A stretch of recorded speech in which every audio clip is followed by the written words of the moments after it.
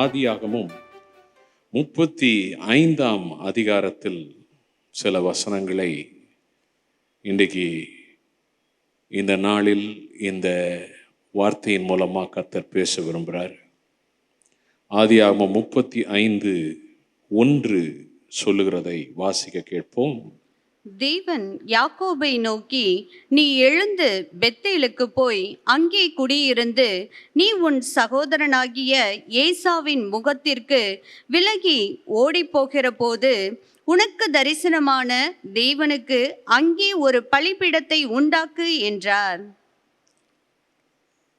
கர்த்தர் ஆபிரகாமை தெரிந்து கொண்டார். அந்த தெரிந்து கொள்ளுதலில் ஈசாக்கு, அதுக்கு பிறகு யாக்கோபு தெரிந்து கொள்ளப்பட்டார்கள். இந்த யாக்கோபு கர்த்தரால் தெரிந்து கொள்ளப்பட்டான். அவனுடைய வாழ்க்கையில் ரொம்ப முக்கியமாக நம்ம கவனிக்கிற ஒரு விஷயம், அவனுக்கு ஒரு அண்ணங்காரன் இருந்தாலும் 2 பேருமே அந்த தெரிந்து கொள்ளப்பட்ட சந்ததியாக இருந்தாலும், யாக்கோபு கடவுளுடைய விஷயங்களில், ஆவிக்குரிய காரியங்களில் அவன் கவனம் செலுத்துகிறவனாக இருந்தான், முக்கியப்படுத்துகிறவனாக இருந்தான். அதனால் கர்த்தர் அவனை விசேஷமாக நடத்துகிறார். ஆனால் கர்த்தர் தெரிந்து கொண்ட அந்த யாக்கோபின் வாழ்க்கையில் பிரச்சனைகள், சவால்களே வரவில்லை என்று இல்லை. அவனுடைய வாழ்க்கை பல சவால்கள் வந்தது. அப்படிப்பட்ட ஒரு சவாலான சூழ்நிலையில் அவனுடைய சொந்த அண்ணன் ஏசா, அவன் இந்த யாக்கோபை அழிக்க வேண்டும் என்று நினைக்கிறான். ஆனால் ரொம்ப கவனிக்கணும், ஏசா யாக்கோபை அழிக்கணும்னு நினச்சான். ஆனால் யாக்கோபு அழியணும்னு ஒரு நாளும் நினைக்கல. யாக்கோபு ஏசா அழியணும்னு ஒரு நாளும் நினைக்கல. தேவனுடைய பிள்ளைகள், இதில் நாம் கவனமாக இருக்கணும். உங்கள் சகோதர சகோதரிகள், உங்கள் உறவினர்கள், இந்த உலகத்தில் இருக்கிற மக்கள், கூட வேலை செய்கிறவங்க, நீங்கள் உங்களை பகைக்கலாம், நீங்கள் அழியணும்னு நினைக்கலாம். ஆனால் ஒரு நாளும் அவங்க நன்மையாக இருக்க வேண்டும் என்கிற எண்ணத்தை தவிர, ஜெபத்தை தவிர, வார்த்தைகளை தவிர வேறு வார்த்தை உங்கள் வாயில் வரவே கூடாது. உன் சத்துரு பசியாக இருக்கும்போது அவனுக்கு போஜனம் கொடு என்று வசனம் சொல்லுகிறதே ஒழிய கைதட்டி சந்தோஷப்படுன்னு சொல்லலை. அது கிறிஸ்தவமே அல்ல. யாக்கோபு எப்படிப்பட்டவராக இருந்தாரா? ஏசா யாக்கோபு அழியணும்னு நினைக்கிறான். ஆனால் யாக்கோபு ஏசாவுக்கு வெகுமதிகளை அனுப்பினான் பின்னாட்களில். சரி, இப்போ கர்த்தர் அவனை ஒரு பெரிய இக்கட்டிலிருந்து, ஏசாவின் கையிலிருந்து தப்புவிக்கிறார். தப்புவித்த அந்த நாளை பல ஆண்டுகள் கழித்து அவனுக்கு நினைப்பூட்டுறார்.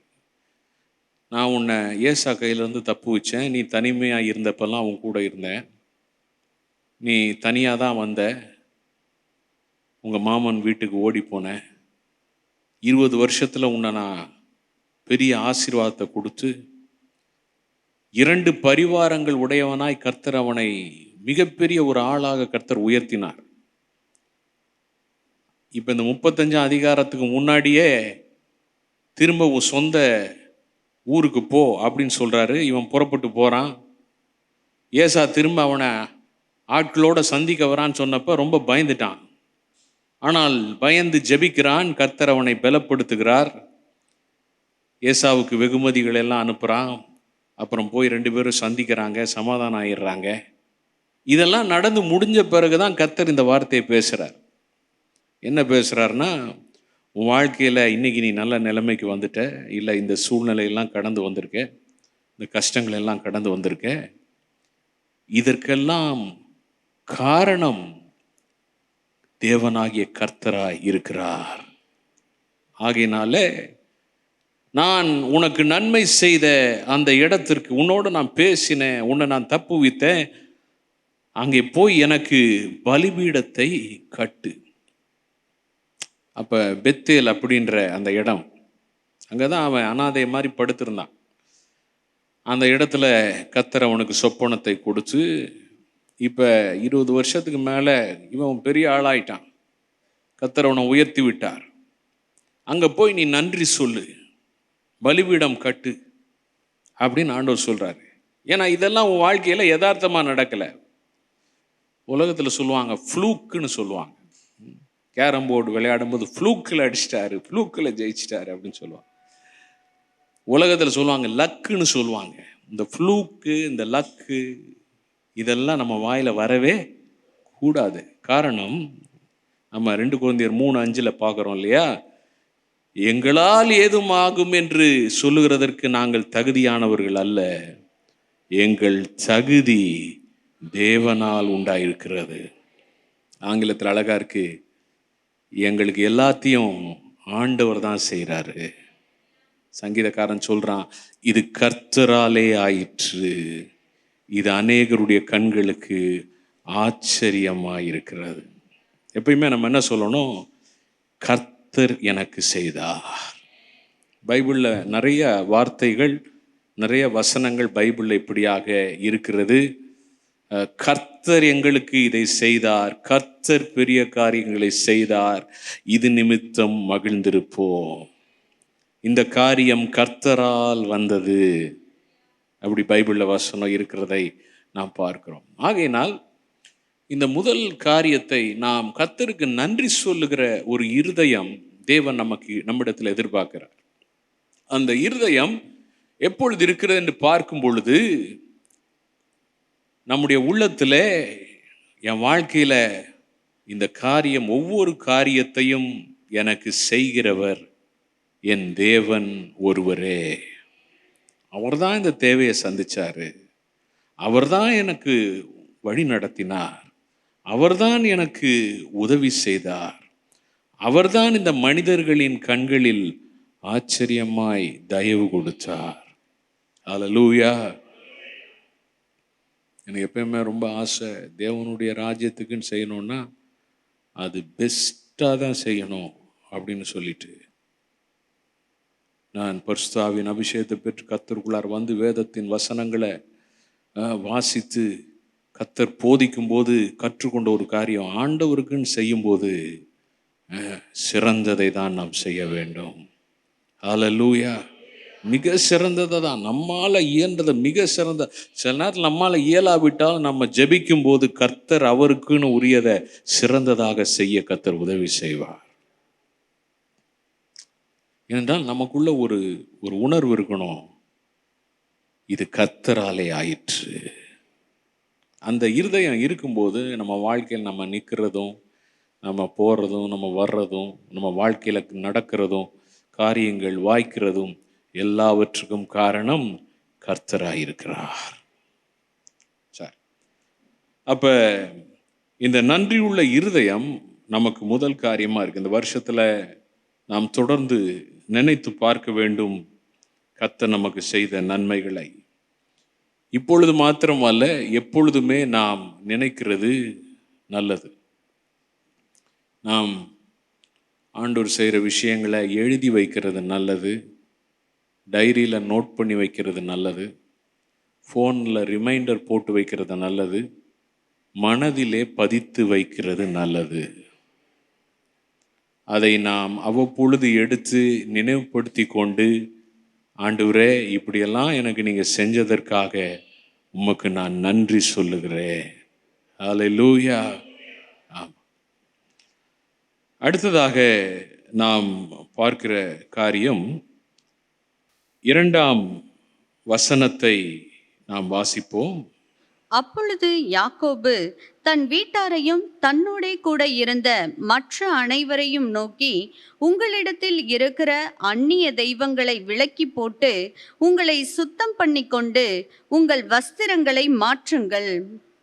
இப்போ நன்றி சொல்லுவது என்பது இந்த வருஷத்தின் முடிவில் நமக்கு முக்கியமான காரியம். அதுபோல புதிய ஆண்டுக்குள் நம்ம பிரவேசிக்க போகிறோம். 2வது நாம் செய்ய வேண்டிய முக்கியமான காரியம், இங்கே யாக்கோபு இடத்துல ஆண்டவர் சொல்றாரு, நம்மை ஆயத்தப்படுத்தி கொள்ள வேண்டும். We have to prepare ourselves. எல்லாரும் சொல்லுங்க, ஆயத்தப்படுத்தி கொள்ள வேண்டும். இதுவரைக்கும் யாக்கோபு தன்னுடைய வாழ்க்கையை அவன் ஒரு நிலையில் வாழ்ந்திருக்கிறான். அவனுடைய மாமனுடைய வீட்டில் வாழ்ந்திருக்கிறான், கர்த்தர் அவனை அங்கே ஆசீர்வதித்தார், உயர்த்தினார். நல்லது. இப்பொழுது யாக்கோபின் வாழ்க்கையில் ஒரு புதிய ஆரம்பத்தை, ஒரு புதிய அத்தியாயத்தை ஆண்டவர் ஏற்படுத்துகிறார். நம்முடைய வாழ்க்கையிலும் கர்த்தர் நமக்கு புதிய காரியங்களை செய்கிற தேவனாயிருக்கிறார். இந்த புதிய வருஷத்துக்குள்ளார நாம் இன்னும் சில நாட்களில் செல்ல போகிறோம்.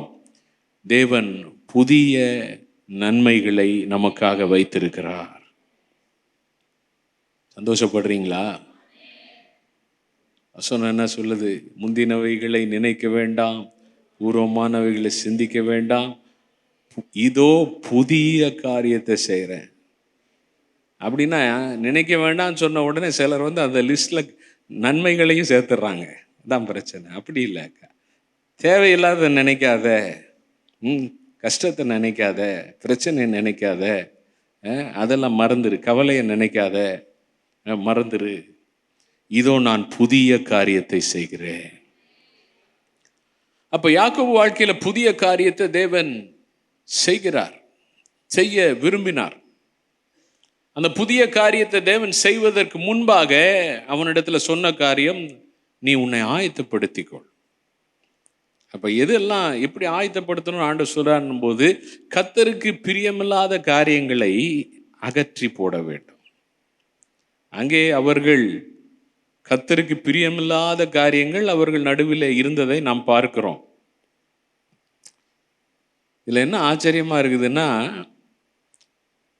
கர்த்தரால தெரிந்து கொள்ளப்பட்டவங்க தான் யாக்கோபு, தேவனுடைய ஆபிரகாமின் சந்ததி, வாக்குத்தத்தத்தின் சந்ததி, அவன் குடும்பம், அவங்களுக்கு எல்லாம் அவர் சொல்லியிருப்பாரு, கர்த்தருடைய காரியங்கள் எல்லாம் சொல்லியிருப்பாரு.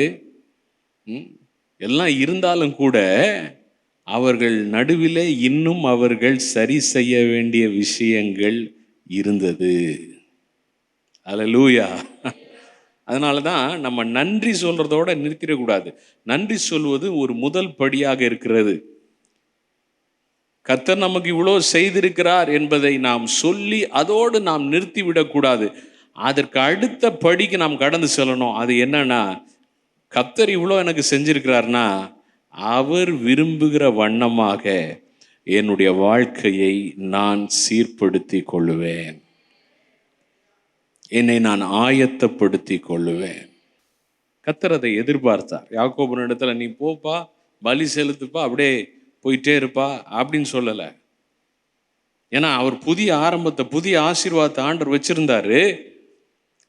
நிச்சயமாக அதற்கு அவன் செய்ய வேண்டிய ஒரு காரியம் இருந்தது. அதை அவர் சுட்டி காட்டுகிறார். இன்றைக்கும் ஆவியானவர் நமக்கு சுட்டி காட்டுகிறவராய் இருக்கிறார், நம்மை உணர்த்துகிறவராய் இருக்கிறார். இந்த விஷயம் இதிலே நீ ஆயத்தப்படுத்திக்கொள் மகனே, இந்த விஷயம் இது சரியில்லை, இந்த காரியத்திலிருந்து நீ விட்டு விடு மகளே, மகனே அப்படின்னு சொல்லிட்டு நம்மோட ஆண்டவர் உணர்த்துறார். நம்ம என்ன செய்யக்கூடாதுன்னா, நான் ஏற்கனவே சொன்ன மாதிரி சில குழந்தைங்க அழும்போது அதுக்கு வாயில் என்ன செஞ்சிருவாங்க, பூப்சி வச்சிருவாங்க. அது மாதிரி ஆண்டவரை நம்ம, அவர் சத்தம் கேட்காத மாதிரி நம்ம அமைதிப்படுத்திட்டு, இல்லை ஆண்டவர் சோத்திரம் பண்ண, நான் சாட்சி சொல்கிறேன், நான் பாட்டு பாடுறேன், இப்படி நம்ம பாடுற பாட்டிலேயே அவர் அமைதலாக்கிடக்கூடாது. சரியா? அதனால தான் பாடுறதுக்குன்னு ஒரு டைம் இருக்குது, அமைதியாக இருக்கிறதுக்குன்னு ஒரு டைம் இருக்குது. ஏன்னா நாம் அமர்ந்திருக்கும்போது தான் கர்த்தர் நம்மோடு பேச முடியும். நம்ம பேசிக்கிட்டே இருந்தோம்னு வச்சுங்களேன், ஆண்டவர் நம்மோட பேச முடியாது. அப்போ நம்ம துதிக்கிறதுக்கு, ஜெபிக்கிறதுக்கு, ஆராதிக்கிறதுக்கு ஒரு டைம் இருக்குது. அதை முடித்து ஆண்டவர் என்னோடு பேசுகிறார் அப்படி அதை கேட்கறதுக்கு நாம் அமைதியாக இருந்து, ஆண்டவரே என்னோடு இடைப்படும், என்னை ஆயத்தப்படுத்துறதுக்கு நான் என்ன செய்யணும், இந்த அனுபவத்துக்குள்ளார எந்த தேவ பிள்ளைலாம் வர்றாங்களோ அவங்க வாழ்க்கை நிச்சயமாக கர்த்தருக்கு உகந்ததாய் மாறுகிறது. குவைட் டைம், அமைதி நேரம். ஆண்டவர் இப்படி சொன்ன உடனே அந்த யாக்கோபும் அவர் குடும்பத்தாரும் செய்கிற காரியம் என்ன? 3-4 வசனங்களை வாசிப்போம். நாம் எழுந்து பெத்தேலுக்கு போவோம் வாருங்கள். எனக்கு ஆபத்து நேரிட்ட நாளில் என் விண்ணப்பத்துக்கு உத்தரவு அருளிச் செய்து நான் நடந்த வழியிலே என்னோடு கூட இருந்த தேவனுக்கு அங்கே ஒரு பலிபீடத்தை உண்டாக்குவோம் என்றான். அப்பொழுது அவர்கள் தங்கள் கையில் இருந்த எல்லா அந்நிய தெய்வங்களையும் தங்கள் காதணிகளையும் யாக்கோபிடத்தில் கொடுத்தார்கள். யாக்கோபு அவைகளை சீகேம் ஊர் அருகே இருந்த ஒரு கர்வாலி மரத்தின் கீழே புதைத்து போட்டான். கர்த்தர் யாக்கோபுக்கு சொன்னதை அவன் குடும்பத்தாருக்கு, அவன் ஜனங்களுக்கு அவன் சொன்ன உடனே ரொம்ப ஒரு நல்ல காரியம் இந்த இடத்துல நாம் கவனிக்கிற விஷயம், ஆண்டவர் என்ன பேசினாரோ அதுக்கு எல்லாரும் கீழ்ப்படிந்தார்கள். அல்லேலூயா. அவர்கள், அங்க ஒரு வார்த்தை இருக்கு, அவர்கள் தங்கள் கையில் இருந்த எல்லா, எப்படி அப்படின்னா என்ன அர்த்தம்னா, கர்த்தர் எதெல்லாம் சீர்படுத்தணும்னு சொன்னாரோ அதை ஒன்று விடாமல் எல்லா விஷயங்களையும் அவர்கள் அதிலே கீழ்ப்படிந்தார்கள். அந்த எல்லான்ற வார்த்தை இல்லைன்னு வச்சுங்களேன், நம்ம ஒருவேளை சிலர் யோசிச்சுக்கலாம், சரி ஆண்டவர் சொன்ன விஷயத்தில் 10 பேர் இருக்காங்கன்னா, நிறைய பேர் இருந்தாங்க, ஒரு உதாரணத்துக்கு சொல்கிறேன், 10 பேர் இருந்தாங்கன்னா ஒரு 5 பேர் செஞ்சாங்க, 5 பேர் செய்யாமல் சீர்படுத்தாமல் விட்டுட்டாங்க, ஒரு 5 காரியத்தில் செஞ்சாங்க, ஒரு 5 காரியத்தை விட்டுட்டாங்க அப்படின்னு சொல்லலாம். ஆனால் இங்கே ஆவியானவர் ஒரு நோக்கத்தோடு எழுதி வச்சிருக்கிறார், எல்லா காரியங்களையும் அவர்கள் எடுத்து போட்டார்கள். புதிய வருஷத்துக்குள்ளார நம்ம போக போகிறோம். ஆவியானவர் நம்மை புதுப்பிக்க விரும்புகிறார். அல்லேலூயா. இதை நீங்கள் ஒவ்வொருத்தவங்களும் யோசிச்சு பாருங்க, நேரம் எடுங்க, கர்த்தர் உங்களோட பேசுவார். அடுத்த இருக்கிற நாட்கள் அப்படியே வேக வேகமாய் ஓடி அப்படியே இந்த வருஷத்தை அப்படியே முடிச்சிடாதபடிக்கு கொஞ்சம் நேரம் எடுத்து இயேசுவின் பாதத்தில் மரியாளை போல அமர்ந்து ஜெபியுங்கள், ஆவியில நிரம்பி ஜெபியுங்கள், ஆண்டவரிடத்தில் கேளுங்கள், ஆண்டவரே நான் எந்த பகுதியிலே இன்னும் ஆயத்தப்பட வேண்டும், நான் எந்த பகுதியிலே இன்னும் பரிசுத்தப்படுத்தி கொள்ள வேண்டும், நான் எந்த பகுதியிலே இன்னும் சீர்படுத்தி கொள்ள வேண்டும். ஹல்லேலூயா. கிறிஸ்துவுக்குள்ள நாம் இருக்கிறோம். நம்முடைய ஆவி கிறிஸ்துவை போல பழுதற்றதாக மகிமை உள்ளதாக இருக்கிறது. நம் மாற்றம் எங்க வரணும்னா நம்முடைய மனதிலும் சிந்தையிலும் வர வேண்டும். அதனால ஆண்டவர் பாதத்தில் அமைதியாக உட்காரும் போது ஆண்டவர் உணர்த்துவார். என்னென்ன காரியம் உணர்த்துவாரோ, இது தேவையில்லாத உறவு, இந்த உறவை விட்டுரு, இது தேவையில்லாத பேச்சு, இந்த பேச்சை விட்டுரு, இது தேவையில்லாத சுபாவம், இந்த சுபாவத்தை விட்டுரு, இது தேவையில்லாத காரியம், அந்த காரியத்தை விட்டுரு, அதே போல் இந்த காரியத்தில் நீ கீழ்ப்படி, எனக்காக நீ நேரம் ஒதுக்கி ஜெபத்தில் உட்காரு, எனக்காக நேரம் ஒதுக்கி நீ வேதத்தை ஒழுங்காக வாசி, எனக்காக நேரத்தை ஒதுக்கி இந்த காரியத்தில் செயல்படு அப்படின்னு சொல்லும்போது, ஆண்டவர் உணர்த்தும் போது, நாம் கீழ்ப்படியும் போது கர்த்தர் நம்மை ஆயத்தப்படுத்துவார். அதை அவங்க செய்கிறாங்க. செய்ததனுடைய பலன் பார்த்தீங்கன்னா 5ஆம் வசனத்தில் நாம் பார்க்கிறோம். வாசிக்க கேட்போம். பின்பு பிரயாணம் புறப்பட்டார்கள். அவர்களை சுற்றிலும் இருந்த பட்டணத்தாருக்கு தேவனாலே பயங்கரம் உண்டானதினால் அவர்கள் யாக்கோபின் குமாரரை பின்தொடராதிருந்தார்கள். நான் என்ன தெரியுமா இதுல இருந்து புரிந்து கொள்றேன், இப்போ யாக்கோபு பயணப்பட்டு வந்துட்டே இருக்கிறார். கானான்ல அவர் பயணப்பட்டு வந்துட்டே இருக்கும்போது இப்போ புதிய ஒரு எல்லைக்குள்ள போறார். பழைய காரியங்கள் ஆவிக்குரிய விதத்தில் அவர் தன்னை சுத்திகரித்து கொள்ளணும், ஆயத்தப்படுத்தணும்னு ஆண்டவர் சொன்னதை கேட்டு இவங்க செய்யும் பொழுது அதனுடைய ரிசல்ட் என்னன்னு பாருங்க. அவங்களுடைய பழைய வாழ்க்கை அவர்களை பின்தொடர்ந்து வர முடியவில்லை. அல்லேலூயா. இஸ்ரவேல் எகிப்திலிருந்து வெளியே போனாங்க. ஆண்டவர் சொன்னார், இன்று கண்ட எகிப்தியனை நீ என்றும் இனி காண்பது இல்லை. இனி நீ காண்பது இல்லைன்னு சொன்னாரு. இந்த பார்வோன் சேனை எல்லாம் செங்கடல்ல மூழ்குச்சு. இன்னைக்கு இந்த வார்த்தை நமக்கு தேவையாக இருக்கிறது. நாம் அப்படியாக கர்த்தர் சொல்லுகிறபடியாக ஆயத்தப்படுத்தும் போது நிச்சயமாய் பழைய காரியங்கள் எதுவும், நான் உங்களுக்கு சொல்றேன், இந்த வருஷத்துல உங்களை பின்தொடர்ந்து வருகிற எந்த காரியமும் அந்த மூட்டையோட, அந்த சுமையோட, அந்த காரியத்தோட நீங்கள் புதிய ஆண்டுக்குள் போகாதபடிக்கு கர்த்தர் அந்த காரியங்களின் மேல் தன்னுடைய பயங்கரத்தை கட்டவிழ்த்து போடுவார். ஹல்லேலூயா! இது எவ்வளோ பவர்ஃபுல்லாக இருக்கு பாருங்க. கர்த்தர் என்ன செய்வாராம்? அந்த பழைய காரியங்களை வேரோடு அறுத்து போடுவார். நீ மிகப்பெரிய ஒரு காரியம், ஒரு சாட்சி, ஒரு நன்மை என்னவா இருக்கும் என்றால், நம்முடைய வாழ்க்கையில நாம் எந்த அளவுக்கு கிறிஸ்துவை போல நாம் பிரதிபலிக்கிறோம் என்பதுதான். எல்லா பழைய 2024ஓட சில காரியங்கள் எல்லாம் கர்த்தர் என்ன செய்வாராம்? அந்த விஷயங்களை எல்லாம், அந்த மூட்டைகள், அந்த காரியங்களை எல்லாம் கர்த்தர் ஃபுல் ஸ்டாப் போட்டு விடுவார். அவைகள் அந்த லைனை கடந்து புதிய ஆண்டுக்குள் வர முடியாதபடிக்கு அந்த போராட்டத்துக்கு ஒரு முடிவை கொடுப்பார். அந்த பயத்துக்கு ஒரு முடிவை கொடுப்பார். அந்த சூழ்நிலைக்கு ஒரு முடிவை கொடுப்பார். ஏனென்றால் என் தேவனால் கூடாத காரியம் ஒன்றுமே இல்லை. அப்ப நல்ல ஆயத்தப்படுத்தப்பட்ட ஒரு துருத்தியாக, இந்த துருத்தி ரொம்ப முக்கியம். இயேசு சொன்னார், புது ரசத்தை பழைய திராட்சை ரச துருத்தியில ஊற்ற மாட்டாங்க. அப்படி ஊற்றினால் அந்த துருத்தி கிழிஞ்சு போயிடும், அந்த புது ரசம் சிந்தி போய்விடும். புது துருத்தியில தான் புது ரசத்தை ஊற்றுவார்கள். ஹல்லேலூயா! அப்ப நம்மை புதுப்பித்துக் கொள்வோமாக. இப்படியாய் கர்த்தர் யாக்கோபை ஆசீர்வதித்ததை நாம் பார்க்கிறோம்.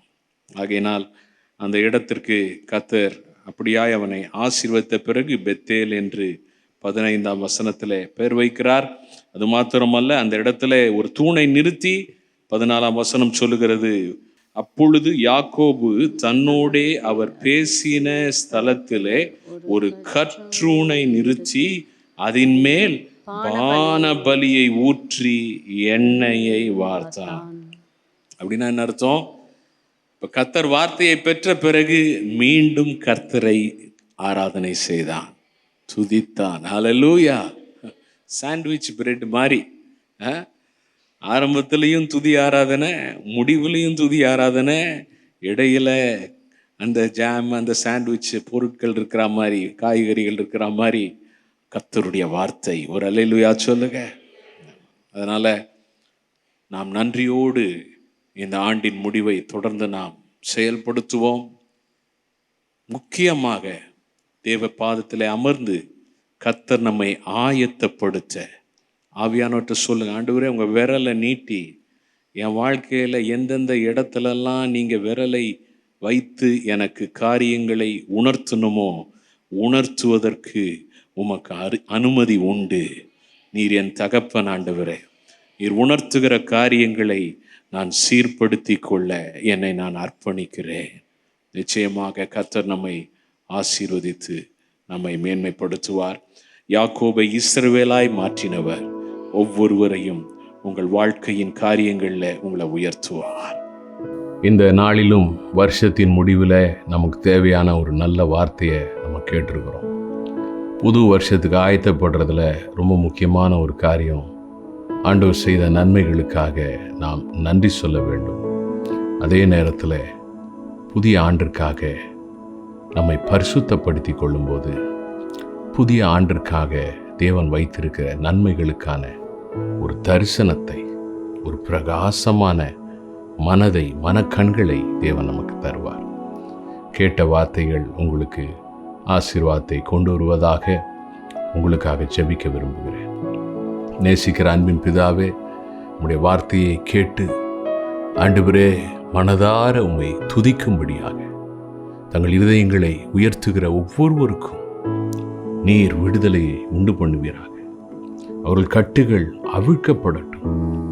ஆண்டவரே, உம்மை துதிக்கிறவர்களுக்கு சிறையிருப்புகளை நீர் மாற்றுகிற தேவனாய் இருக்கிறீரப்பா. ஆண்டவரே, நீர் அப்படிப்பட்ட சூழ்நிலைகளை மாற்றும். வியாதிகள் மாறட்டும், பிரச்சனைகள் மாறட்டும், மனக்குழப்பங்கள் மாறட்டும். ஆண்டவரே, சூழ்நிலைகள் மாறட்டும்.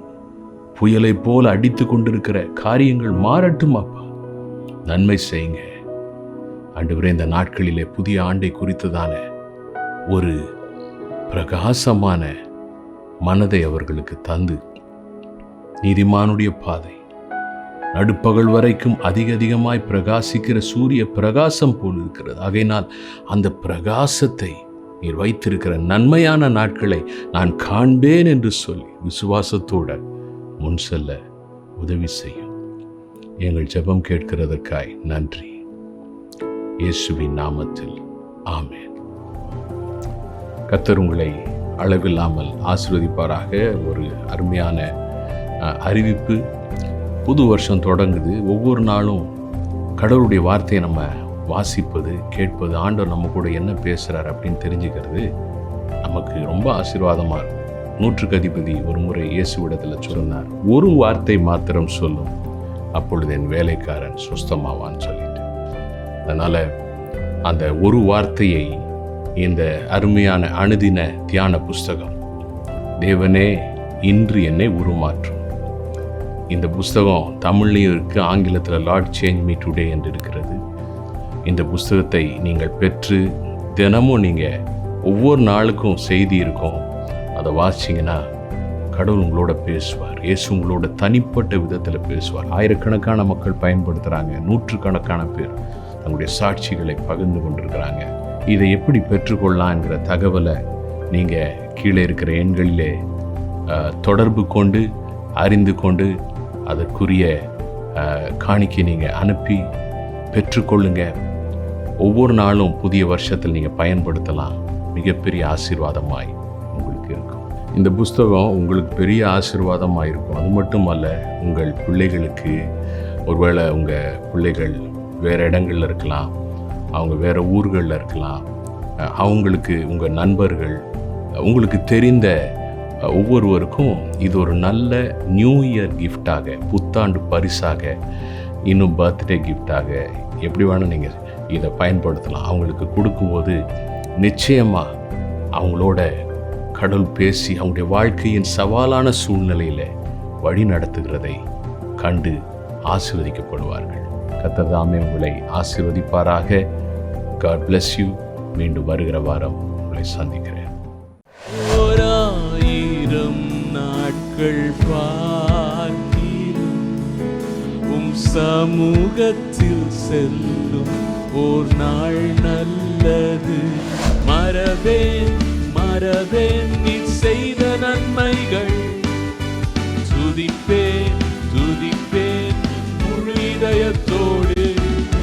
ஏசையா உம்மைத்தானே என் முன்னே நிறுத்தியுள்ளேன். சொல்லுங்க, உயிரே ஆராதனை,